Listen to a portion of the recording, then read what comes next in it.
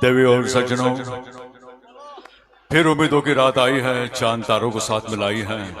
आप सबके चाहत का नजारा देखिए, हमें इस गुरुदेव के चरणों में खींच के लाई है।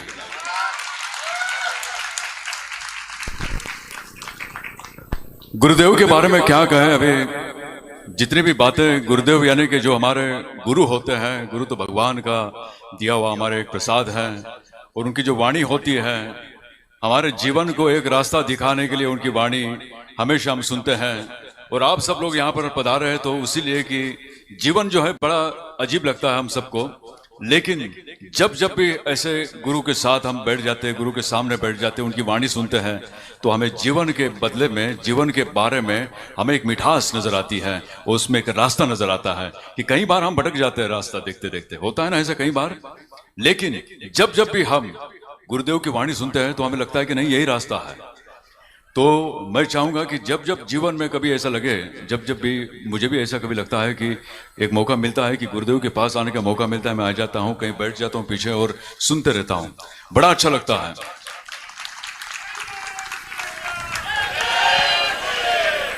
राजा जो होता है वो अपने राज्य में पूजा जाता है, राजा जो होता है अपने राज्य में पूजा जाता है, लेकिन विद्वान जो होता है वो सारे देश में उसका नाम होता है। मेरे सामने गुरुदेव रणत सागर जी, गुरुदेव यज्ञ सागर जी, इनके सामने, इनके पड़ोस में खड़ा रह के बोलना बड़ा अजीब होता है, बड़ा मुश्किल होता है। ये मेरी औकात नहीं है, मेरी हैसियत नहीं है कि मैं इनके पास में खड़ा होकर बोल सकता हूं, क्योंकि हम एक साधारण इंसान हैं। हम तो बस लोगों को हंसाते हैं, रास्ता दिखाने का काम तो यही करते हैं। ये कहीं कहा जाता है कि शब्द शब्द हर कोई करे, शब्द शब्द हर कोई करे, शब्द के हाथ न पांव, शब्द शब्द हर कोई करे, शब्द के हाथ न पांव, एक शब्द करे घाव, एक शब्द करे वाव।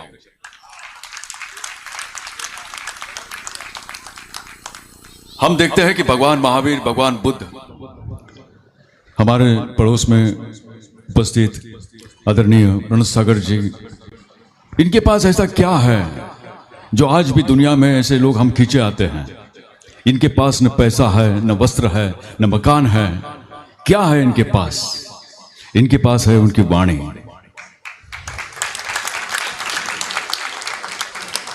जो जिस वाणी से ये हजारों लाखों लोगों तक पहुंच जाते, करोड़ों लोगों तक पहुंच जाते। अभी तो सोशल मीडिया की एक नई पीढ़ी आई है, तो जब भी गुरुदेव जी की वाणी आती है तो पता नहीं कहां कहां पहुंच जाते हैं। कोई लोग शेयर करते हैं तो कितने सारे लोगों को घर पर बैठकर भी उनको उनका योग्य उनको स्थान मिल जाता है, उनको सोचने का, सुनने का मौका मिल जाता है। तो हमारे लिए बड़ी गौरव की बात है। और जब मैं यहाँ पे आया तो मुझे बताया गया कि कुछ डायलॉग होने चाहिए। अभी क्या होता है कि जब मैं मंच पे होता हूँ तो लोगों को ऐसा होता है कि भाई साहब कुछ डायलॉग होते अच्छा लगता है, तो कुछ डायलॉग आप सबके लिए प्रस्तुत करता हूँ। डॉन का इंतजार तो 11 मुल्कों की पुलिस कर रही है, डॉन का इंतजार तो 11 मुल्कों की पुलिस करे, लेकिन डॉन को पकड़ना मुश्किल नहीं, नामुमकिन है, क्योंकि डॉन अभी रणत सागर जी के साथ है। किसी की मजाल नहीं कि हमें से लेके जा सकता है। बाग को जन्म देने वाला बागबान, परिवार को जन्म देने वाला पिता, दोनों ही अपने अपने पौधों को सींचते हैं। ना सिर्फ अपने पेड़ से, उसके साए से भी प्यार करते हैं, क्योंकि उसे उम्मीद है कि एक दिन जब वो जिंदगी से थक जाएगा तब यही महामुनि गुरुदेव उनके काम आएंगे, यही महामुनि गुरुदेव महाराज उनके काम आएंगे। आपको कुछ सुनना हो तो मुझे बताइए, मैं अभी सुनाता हूं। अगर कोई फिल्म का डायलॉग आपको सुनना है तो मुझे बताइएगा, कि कोशिश करूंगा कि वही फिल्म का डायलॉग आपके सामने प्रस्तुत करूं। जी कालिया, हम भी वो है कभी किसी के पीछे नहीं खड़े होते, हम भी वो है कभी किसी के पीछे नहीं खड़े होते, जहां हम खड़े होते हैं लाइन वहीं से शुरू हो जाती है।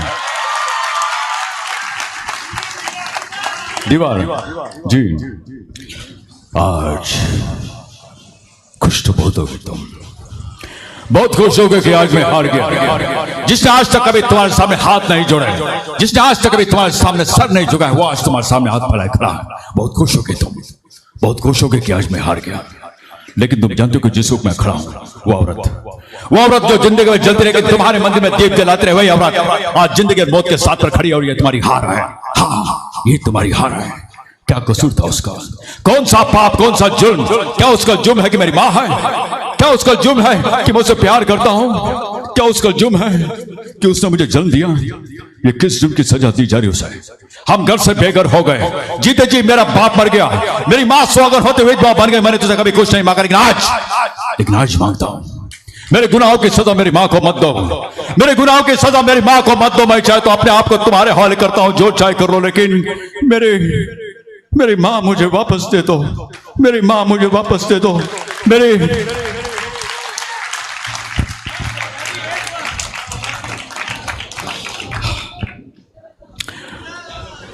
भाई मीना जी, हमारे जिंदगी का तंबू 3 बम्बू के ऊपर खड़ा है, शायरी, शराब और आप। इन तीनों बम्बू में से एक बम्बू हिल गया ना तो हमारी जिंदगी का तंबू उड़ जाएगा। क्या समझे? आप नहीं समझा? यहां कोई बता रहे थे, किसी ने कुछ कहा था, शहंशाह रिश्ते में तो हम तुम्हारे, रिश्ते में तो हम तुम्हारे भाई लगते हैं, नाम है शहंशाह। बाप कहूंगा यहां से जा नहीं पाऊंगा मैं। जी शराबी अभी बोला मैंने जी। हाँ, अग्निपथ जी, अग्निपथ का एक डायलॉग भी है और अग्निपथ की कविता भी है। मैं कविता सुनाता हूँ आपको, जो बाबूजी ने लिखी है 1935 में। और जब उस वक्त हमारा देश आज़ाद नहीं था, और जो सरहद पर जो काम करते हैं उनके लिए बाबूजी ने कविता लिखी थी, और वही कविता आज आपके सामने प्रस्तुत करता हूँ। अग्निपथ अग्निपथ अग्निपथ, रिक्श हो गने हो बड़े, एक पत्र छापी मांग मत मांग मत मांग मत, कर शपथ कर शपथ कर शपथ, तू न रुकेगा कभी, तू न झुकेगा कभी, तू न मुड़ेगा कभी, कर शपथ कर शपथ कर शपथ। ये महान दृश्य है, चल रहा मनुष्य है, अश्रु श्वेत रक्त से लथपथ लथपथ लथपथ। अग्निपथ अग्निपथ अग्निपथ। मदिरा जी जी,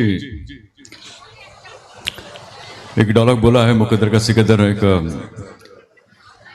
बच्चन साहब जो है मारपीट करके आते हैं, मतलब 2-4 गुंडों से मार खा के आ जाते हैं, फिर आईने के सामने खड़े हो जाते हैं। तो वो डायलॉग आपके सामने प्रस्तुत करता हूं। अरे देख अंतनी भाई देख, अरे कितना मारा तेरे को, कितना मारा। अरे इसलिए अपन बोलता है दारू पीना बहुत बुरी बात है। अरे अंतनी भाई, तुम अगर दारू नहीं पी रहा होता क्या वो जाड़िया तेरे को मारने को सकता? अरे इसलिए बोलता है अपन दारू मत पी मत पी मत पी, लेकिन साला सुनता है इसकी तरह है। इसलिए याद रखना भाई, दारू पीना बहुत बुरी बात है, क्योंकि दारू पीने से लिवर खराब हो जाता है। तो हजारों दुआ दे आपको। यहाँ पे कई सारी महिलाएं बैठी हैं, कई सारे नौजवान हैं। कुछ मोटिवेशनल कविता मैं आपके सामने सुनाता हूँ जो बाबूजी ने लिखी है। कुछ अलग कवि भी है, उन्होंने लिखा है, उनका नाम मुझे याद नहीं है, लेकिन लिखा बहुत बढ़िया है। हे नारी ना देखना खुद को कभी औरों की नजर से खुद को कभी। हे नारी ना देखना औरों की नजर से खुद को कभी। ये दुनिया कभी नहीं बताएगी, ये दुनिया कभी नहीं बताएगी कि आप कौन हो। ये नारी अगर देखना हो तो मन की आंखों से देखना, अगर देखना हो तो अपनी मन की आंखों से देखना। ये तुम्हें सच बताएगी कि तुम असल जिंदगी में क्या हो। तुम ही रचयिता हो, तुम ही रचना हो, तुम ही इस जीवन की सबसे बड़ी सुंदर नारी हो, तुम ही इस घर का मुकद्दर हो, तुम ही इस घर का लक्ष्मी हो, तुम ही इस घर की लक्ष्मी हो, तुम ही छूता आसमान हो, तुम ही पर्वत छूता आसमान हो, तुम ही गहरा समुंदर हो, तुम ही शांति हो, तुम ही सुंदर हो, तुम ही मधुर हो, तुम ही वाणी हो। ए नारी तुम मां दुर्गा का अवतार हो, तुम मां दुर्गा का अवतार हो। तू खुद की खोज में निकल, तू किस लिए हताश है? तू खुद की खोज में निकल, तू किस लिए हताश है? तू चल, तेरे वजूद की समय को भी तलाश है, समय को भी तलाश है। जो तुझसे लिपटी बेड़िया, जो तुझसे लिपटी बेड़िया, समझ नहीं इनको वस्त्र तू, ये बेड़िया पिघाल कर बना ले शस्त्र तू, बना ले शस्त्र तू। चरित्र तेरा पवित्र है तो क्यों दशा तेरी, चरित्र तेरा पवित्र है तो क्यों है दशा तेरी। पापियों को हक नहीं कि ले परीक्षा तेरी। जलाकर भस्म कर उसे, जलाकर भस्म कर उसे जो क्रूरता का जाल है। तू आरती की लौ नहीं, तू क्रोध की मशाल है। तू खुद की खोज में निकल, तू किस लिए हताश है? तू चल, तेरे वजूद की समय को भी तलाश है, समय को भी तलाश है। चुनार उड़ा के ध्वज बना, चुनर उड़ा के ध्वज बना, ये गगन भी कप कप आएगा। अगर तेरी चुनर गिरी तो एक भूकंप आएगा, तो एक भूकंप आएगा। तू खुद की खोज में निकल, तू किस लिए हताश है? तू चल, तेरे वजूद की समय को भी तलाश है, समय को भी तलाश है।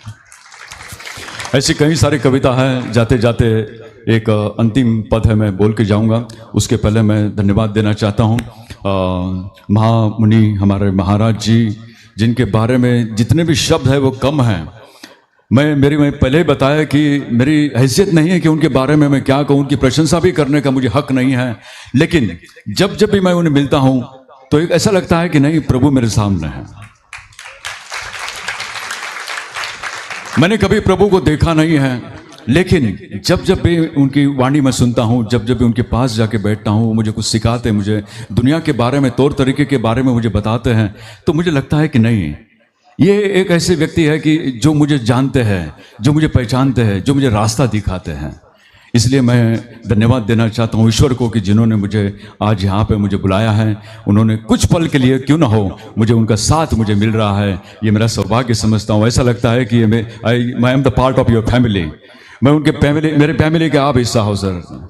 और हमें आशीर्वाद दीजिए, हमारे जितने भी लोग यहाँ पे बैठे हैं, हमें आशीर्वाद दीजिएगा कि जीवन में हम हमेशा जब भी कहीं भी जाए तो हम सही रास्ते पे जाए, कहीं ना हम रास्ता ना भटके, यही हम चाहते हैं। और जाते जाते एक कविता आपके साथ बोल के जाता हूँ। जब भी कभी भी आपको जीवन में ऐसा वक्त आता है कि लैक ऑफ कॉन्फिडेंस हो जाता है, पता नहीं कल क्या होगा, कुछ इंटरव्यू जाना है लेकिन डर लगता है, तो आप इस कविता को रात को जब भी सोते हो, इस कविता को याद करके सोइए। आप जो नेक्स्ट डे होगा आपका बड़ा ही अच्छा दिन होगा, बड़ी ऊर्जा होगी, बड़ी पावर होगी उसमें। लहरों से डरकर नौका पार नहीं होती, लहरों से डरकर नौका पार नहीं होती, कोशिश करने वालों की कभी हार नहीं होती। नन्ही चींटी जब दाना लेकर चलती है, नन्ही चींटी जब दाना लेकर चलती है, चढ़ती दीवारों पर 100 बार फिसलती है। मन का विश्वास रगों में साहस भरता है, चढ़कर गिरना गिरकर चढ़ना न कभी अखरता है। आखिर उसकी मेहनत बेकार नहीं होती, कोशिश करने वालों की कभी हार नहीं होती। असफलता एक चुनौती है, असफलता एक चुनौती है, उसे स्वीकार करो। क्या कमी रह गई देखो और उसमें सुधार करो। जब तक ना सफल हो तुम, जब तक ना सफल हो तुम, नींद चैन को त्यागो तुम, संघर्ष का मैदान छोड़कर मत भागो तुम। कुछ किए बिना ही जय जयकार नहीं होती, कोशिश करने वालों की कभी हार नहीं होती, कोशिश करने वालों की कभी